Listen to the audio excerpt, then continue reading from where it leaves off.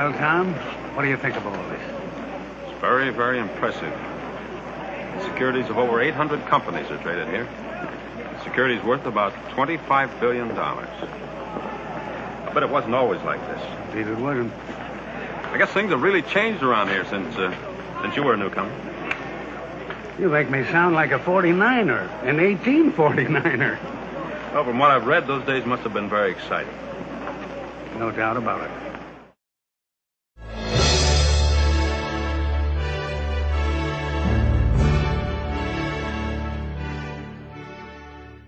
If you think about the important work of this organization, it all goes back to trying to create a profession. There's a stewardship of some assets that were created by people 6 decades ago, and it's really our responsibility to carry on their good work and to try to further it. I think it's important for anybody who's a new charter holder because, you know, these new people today, they could be here at our 100th anniversary, and they could be talking about basically 100 years worth of development in the capital markets and delivering good value and high ethical principles to the markets. You know, that's really a wonderful thing to be able to do. In 1947, 11 men agreed to join forces to share ideas and promote the welfare of their occupation, an occupation that had seen its share of scandal in the growing investment industry.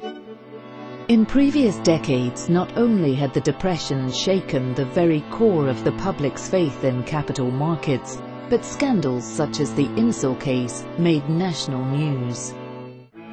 In the wake of such troubling history, and on the heels of a devastating world war, these men were skeptical of what they could accomplish.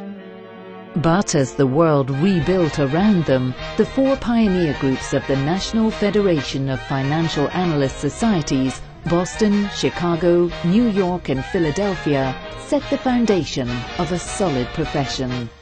And the cornerstone was to earn the trust and respect of those whose investments were in their care with research and unbiased, measured advice. William Donaldson is president of Donaldson, Lufkin & Jenrette, a company that symbolizes Wall Street's new respect for research. Years ago, in an era without regulation, much of investment information was personal and casual. It came from hearsay, rumor, and from conversations in exclusive clubs. Today, fund managers and the public demand more thorough study and a sophisticated approach to investment. Serving the public was the humble goal of the original members of NFFAS, and reliable service required determining the intellectual disciplines of a profession.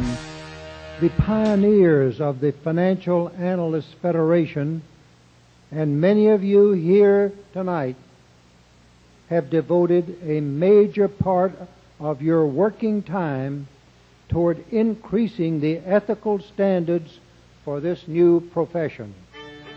The Dean of Wall Street, Benjamin Graham, expressed confidence about the task as early as 1945.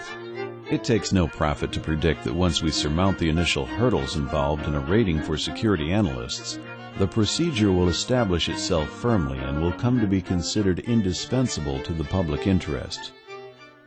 Creating a body of knowledge did present great hurdles, taking countless hours of study and years of debate. But the resulting program stood on solid ground. The new CFA examination that debuted in 1963 served as a public warranty. It verified the expertise of every financial analyst who passed its muster.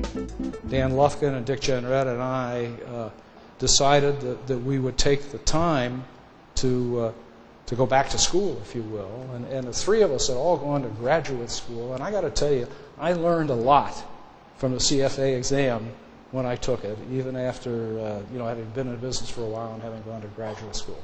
Ethical behavior was the backbone of the profession and the CFA program.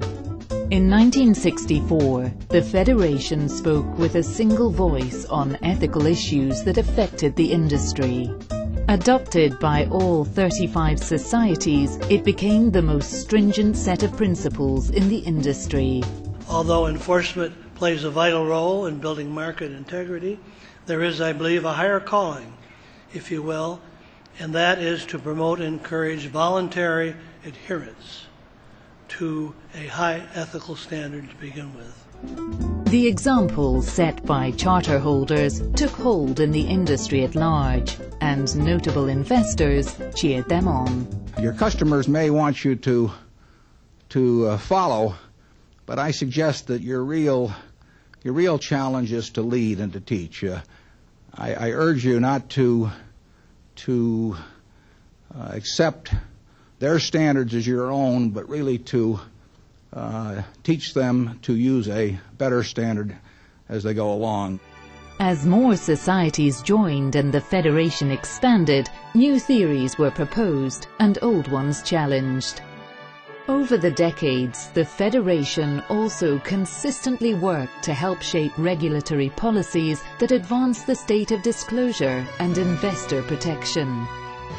From publishing the first ever industry evaluation of annual reports in 1950 to reams of testimony submitted over the following decades, FAF volunteers were instrumental in improving corporate information made available to investors. Even up to the Enron scandal, volunteers made their voices heard about changes needed. And finally, until all Wall Street analysts adhere tenaciously to a code of ethics and standards of professional conduct that place their investing clients' interests before their own and their firms, and require research objectivity and reasonable basis for recommendations, investors will be disadvantaged. And in 1990, the organization delivered the Performance Presentation Standards. These standards have enjoyed success because they are uniform around the world, because effective self-regulation is better for all market participants. The steady evolution of the profession came about as a result of continuous chipping away at big and small issues year after year, slowly achieving consensus out of industry debate.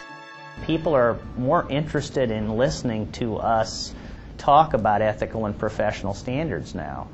And I find it really ironic that when I talk to people, I say, well, that's what the CFA program's always been about. It's always been about ethics.